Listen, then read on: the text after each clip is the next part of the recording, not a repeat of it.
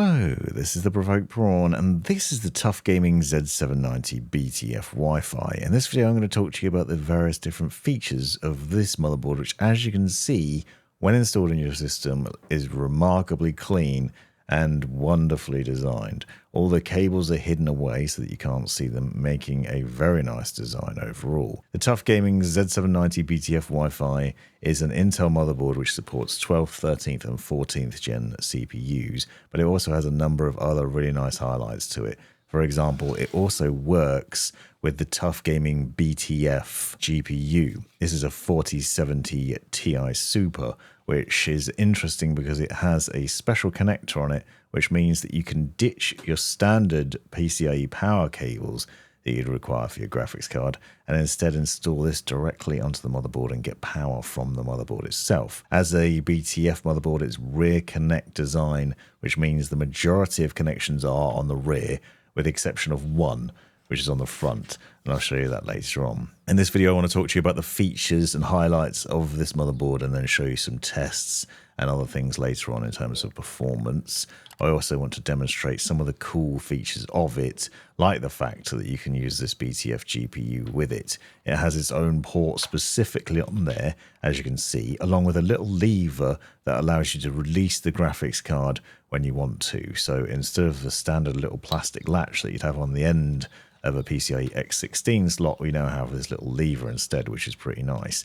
As I said, this will work with 12th, 13th and 14th gen Intel CPUs. I've used both a i9-13900K and an i9-14900K in it, and I'd also highly recommend updating the BIOS if you're doing the same, and I'll show you a bit more on that later on. There are some very nice features to this motherboard and some little treats in very subtle ones as well. For example, on the RAM slots, you'll see that the two slots that you're meant to use if you're using 2 sticks of RAM are highlighted as grey and the other two are black, so you can easily see at a glance which ones you're meant to populate.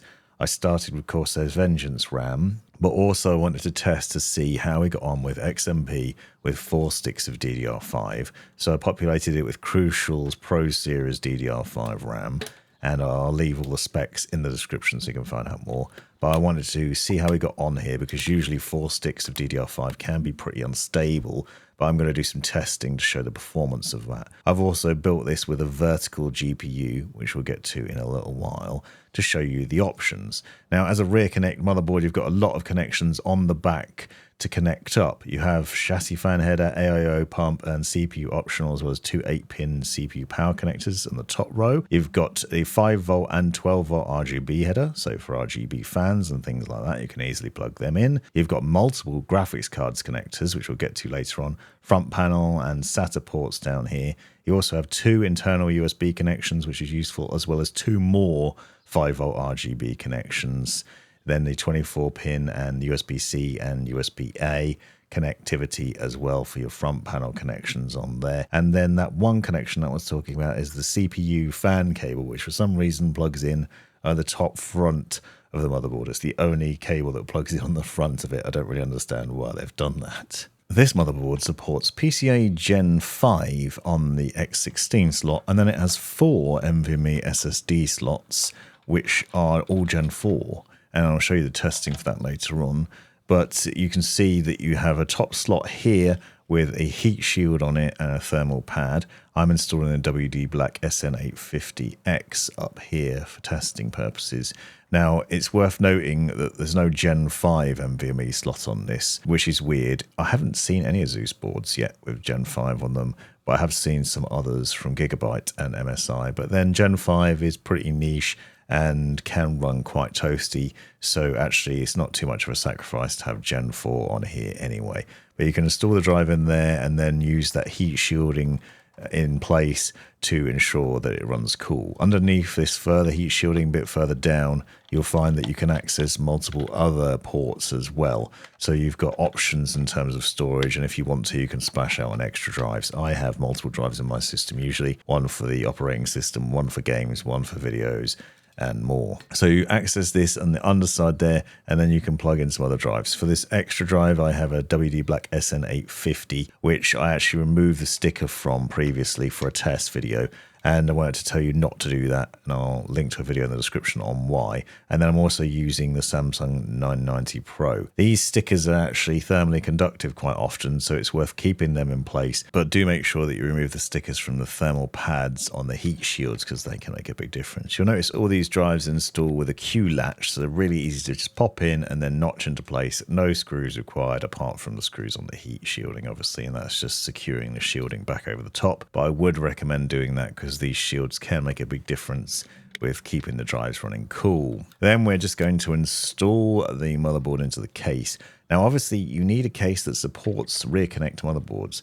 This is the Corsair 6500X, which you can see you can access the various different ports here, but you do need to think about cable management. So plug in HD audio down there in the bottom right, USB-C on the left there, then USB-A. And you'll soon find that once you start plugging these cables in, they start getting in the way of each other and in the way of the ports, especially when you get further in. As you can see, I am here when plugging the 24-pin power connector in. You'll notice that I've cable managed with a lot of cable ties, tying cables together to try and get them out of the way of each other. I also had a big problem with the case here where those rear connect 8-pin power connectors, but that's the story for the review of the case. In terms of the power cabling for your graphics card, this is going to vary depending on the GPU you're using. So traditionally, you'll have multiple 8-pin PCIe power connectors for your GPU. You can see this Corsair RM Shift PSU has 4 cables, for example. And if you're using like a 30 series NVIDIA GPU, you might need a couple of PCIe 8-pin power connectors, which you'd push together and then plug in. Now, you still can use one of these traditional graphics cards with this motherboard. You're not limited to using the BTF one. I will show how you can do that in a second. But the point is, you'd normally be plugging all these cables in and they'd obviously be visible at the front. You plug them into your graphics card, you plug them into your power supply, and you've got to run the cables through the case, and it can end up looking messy. In this instance, things are a bit different. So with this 3090, you've got 2 power connectors, but you might need more on other graphics cards. And it may be instead you want to use the 12-volt high power cable. So this is a cable that is for NVIDIA's 40 series. It has a single connection on it on one end and 2 power connectors on the other end that plug into the PCIe ports on your power supply unit. And this, in theory, makes life a lot easier when plugging in your graphics card. The thing that's nice with this setup, though, is it's even easier now in theory, because instead of having to worry about this connector running through to the GPU and whether it's plugged in properly or not, it's all connecting at the back. So on the rear of the motherboard, you have 4 ports, 3 8-pin PCIe power ports and 1 12-volt high power connector. So you have the option, depending on what your GPU is and what cables you have with your power supply unit, what you're going to plug in to power it. So that might mean you're plugging in 3 8-pin PCIe power connectors from your power supply unit and having a lot of cables back there. Or alternatively, you might end up just swapping that and having 1 12-volt high power connection if you've got it. This is obviously perfect if you're using a 40 series GPU. It works with this 4070 Ti Super, but it will work with other 40 series GPUs as well, because you can get 600 watts of power through there. Now, as you can see, it does become a bit fiddly. This is obviously going to depend heavily on the case you're using, but in this case, it was quite messy and difficult to build at the back. I've experienced this before with other rear connect motherboards too. You have to do some real serious cable management at the rear. But what that does mean is that at the front of the case, everything's really neat. So it's very businessy in the front, very crazy, messy party in the back, and you end up with a really good looking design. So I really like this BTF GPU in combination with the motherboard.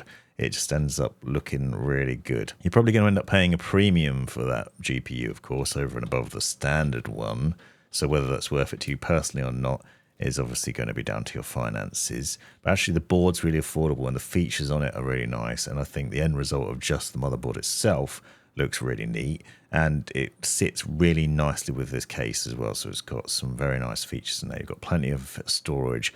You also have some other nice highlights in the design as well. So you've got some fast, for example, 20 gigabytes per second Type-C port on there.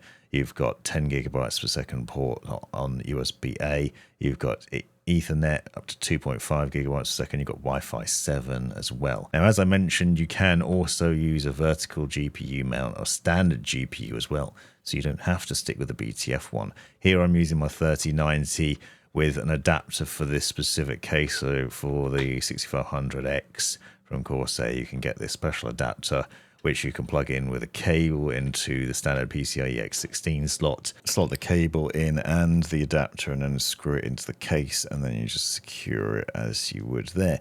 Now, this then is obviously powered by your standard power cables, so I'm running two 8-pin PCIe power cables from the back of the case and plugging them in to the GPU. Obviously, in this instance, you wouldn't plug cables into the motherboard as well because there's no need for that, so you wouldn't have those power cables for the graphics card plugged in. But it shows that you can use it, and I have done some testing as well with it in this position, so it's perfectly fine to do that if you want to. So you're not limiting yourself by buying this motherboard, and that's an important point, I think. With this setup, I want to mention it is important to do a BIOS update. If you're using an Intel CPU 13th and 14th gen, there's a lot of problems going on with those at the moment. So as soon as you get this motherboard, I'd recommend updating the BIOS and checking for future updates, especially in August, to install those to make sure your CPU lasts longer. And I want to talk about why briefly in case you're not aware, and then show you how to do it. And then I'm going to go into the other tests I've done on the NVMe SSDs and the RAM, so stick around to see that as well. So if you want to ensure the longevity of your CPU, make sure you get that BIOS update done as early as possible. And it might seem intimidating, but don't worry, because I'm going to show you how to do it. But more importantly, I also want to talk about why you should and why it's important. Because what you'll find is that under stress testing and benchmarks, you might be getting some hot temperatures. So you can see it running particularly hot, especially if you've got an i9 processor. And that's constantly the case anyway with these high-end CPUs. So it's not necessarily this motherboard that's an issue there. But what you might find over time is that you may end up with issues where games start crashing, you get blue screens of death, and other problems where you're getting these video out of memory errors, which is actually related to the Intel CPU and to a number of settings on there and other things. So with a BIOS update, you can hopefully reduce the chance of this happening, and it is worth doing as soon as possible. So I'm going to show you how to do it. One of the reasons this is happening is because historically on older BIOS versions, the motherboard settings were basically set to allow the CPU to draw more power than it actually needs for overclocking purposes. So as default, it might be set to do that with extreme levels of wattage and power being drawn, which then leads to very hot CPU temperatures, but also instability issues over time, which can potentially damage your CPU. So the way to fix it, or at least to prevent it happening, hopefully, is to first of all get yourself a thumb drive. Insert the thumb drive into your PC or into a separate one if you're using a different system and to update it. And then what you want to do is format that drive, but we're going to download the files for this. So head over to the website for the motherboard, head over to the BIOS and firmware section there, and look for the latest BIOS update. You want to grab the most recent one. You may find in the future, especially in August, it's worth knowing, so if you're watching this video in the future, there'll be more updates as well. Watch out for those because Intel's encouraging and pushing out more updates to make sure that this is fixed in future and your CPU is protected. So download the latest version, whatever you can, and then extract it when in Windows. So right click on the folder and click extract. And as standard, you should find that that just extracts to the download folder. So there you'll see the two files, BIOS renamer and then the BIOS file itself.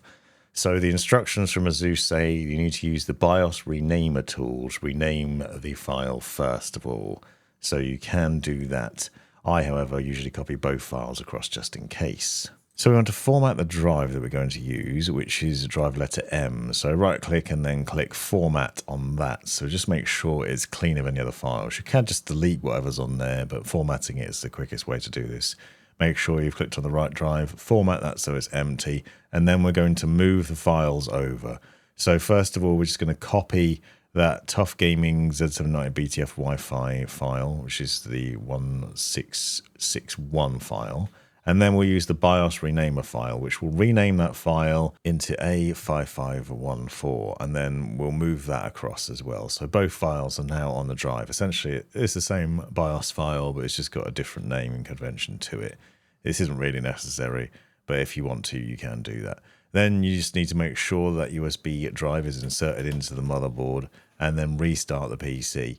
And once you do that, press delete and keep mashing it until you end up in the BIOS. When you're in the BIOS, you should find that you can see the current BIOS version at the top left of the screen. So you'll see it says BIOS version 405 here. And what we want to do is click on the advanced mode down the bottom right, then on tool, then on Asus Easy Flash 3 utility. From there, you'll see lots of different storage devices listed. So if you've got loads of different SSDs and hard disk drives on your system, obviously it will make it difficult to navigate your way through those in order to find it. Just once you've found the right drive, as you can see I've done here, where you can clearly see the files that we just moved across to it, we can click on that and then go about the process of installing it. You'll get a couple of warnings for doing so, and then just click yes to go about the process of reading that file and then updating it, making sure there's a newer version. So you can see here it's got the right model name and a newer version, and the date for it is significantly newer than the original one. So click yes, and then you have to wait for the BIOS update to happen. Now, just bear in mind, this will take ages, and also it may restart during the process. Don't panic. Also, don't reset it yourself. Don't power off at any point while it's doing it. Just leave it alone. If you do power off in the middle of it, it could cause big problems. So don't do it. Just leave it to run. Also, you might find that it just turns off and seems like it's turned off completely and then isn't doing anything, which might make you panic. Again, don't. Just leave it. Don't touch it. It should power back on, and then you should end up with it loading up again. You'll see it go through to this screen where you can see it says press F5 to load factory default settings. So do that, and then press F1 to take you into the BIOS to tweak a few of the settings there.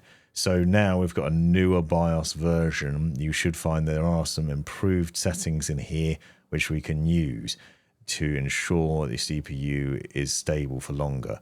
So we'll first of all want to turn on XMP. XMP makes sure your RAM runs at the right speeds. If that was turned on before you updated the BIOS, you might find that it's now turned off, so you'll want to do that. In the top right, you'll notice that easy system tuning is set to normal. That's a good thing because we don't want AI overclocking impacting the longevity of this.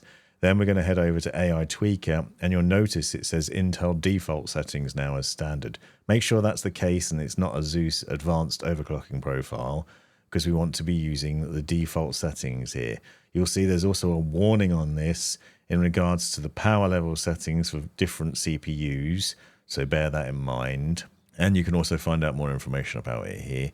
But the idea is to watch out for warnings like this and to make sure that we have those Intel baseline default profile settings in here. So you can see not only do we have the default settings, there's also a performance mode instead of the extreme mode, which might be worth using if you're trying to ensure the longevity of your CPU. And there's also an SVID behavior a bit further down with Intel's failsafe on it too.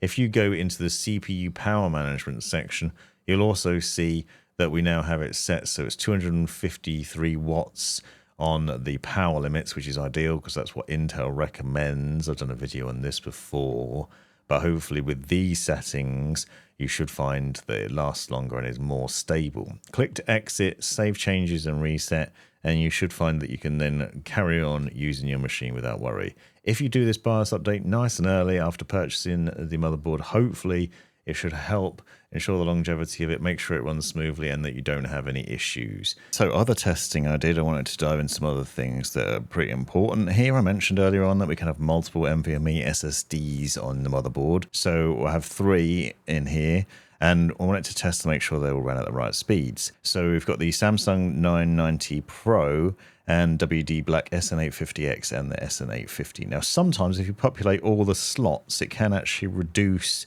the number of lanes available to the drives, meaning that not all the drives run at the right speed. But I'm happy to report that my testing shows that all 3 drives will run at the right speeds.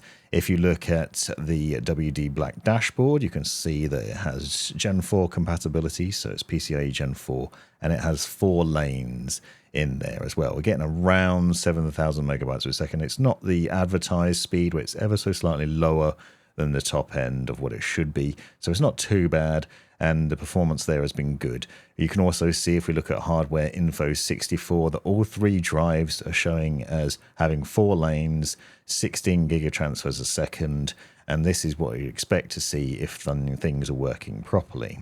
One of the things of note is the PCIe lane for the X16 slot on the graphics card is now at version 4, so that's Gen 4, and that sometimes happens when you populate multiple drives, but it's not an issue. I've shown this in a previous video.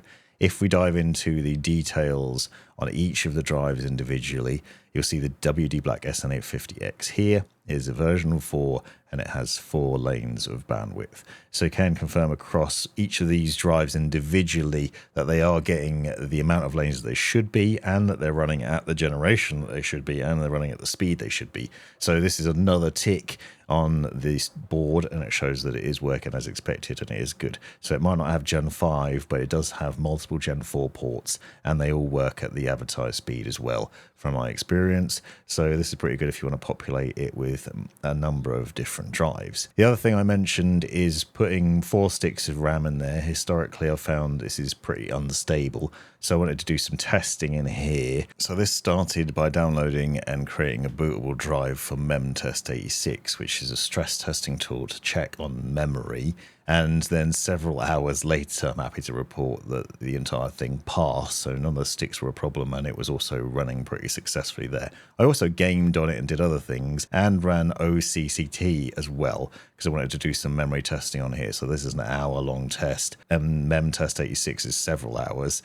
And both of them combined show there was no problems with the RAM. So 4 sticks runs nice and stable at the right speeds with XMP turned on. So it's good to see that there's no issues there. So multiple things are pretty good here. I know you can see the temperatures on the RAM and what that got to across there as well. And then I also ran Cinebench because I wanted to see what the performance was like. Now, obviously, this is going to be affected by the cooler, but one thing to note here is the vCore max got up to 1.465 volts. Anything over 1.6 can potentially be a problem here, so this is actually pretty good. And as you can see, the temperatures weren't too bad, and as we'd expect with the BIOS update and the latest settings, we're only getting about 250 watts draw as well. So another test with OCCT, doing the RAM and CPU combined. Again, an hour-long test on both these things to see what the performance was like, and if there was any stability issues. You'll see there are no errors being reported here.